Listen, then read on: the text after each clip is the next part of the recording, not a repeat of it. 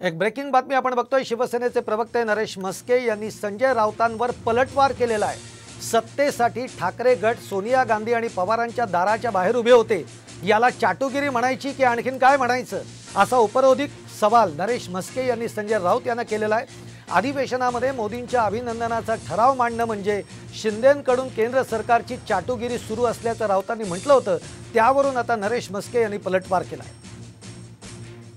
गेल्या 60-65 वर्षामध्ये एवढी चाटुगिरी आम्ही कधी केली नव्हती। आम्ही युतीमध्ये होतो, आम्ही एकत्र होतो, आम्ही सरकारमध्ये एकत्र होतो, पण स्वतःला शिवसेना मानणारे हे डुप्लिकेट लोक अधिवेशन घेतात आणि कोल्हापूरच्या अधिवेशनात ठराव काय करतात, त्या भाजपच्या अभिनंदनाचा, भाजप नेत्यांच्या अभिनंदनाचा, म्हणजे तुमची चाटुगिरी जी आहे, तुम्ही शिवसेना ही कोणाच्या पायाशी गुलाम म्हणून बांधून ठेवले, हे काल स्पष्ट झालं।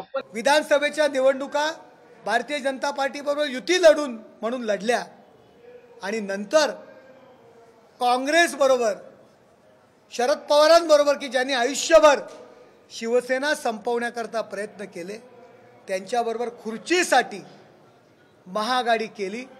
शरद पवार असतील, सोनिया गांधी असतील, त्यांच्या दाराच्या बाहेर बसून राहत होते। याला चाटुगिरी बोलायची की नाही, हा प्रश्न मी संजय राऊतांना विचारेल।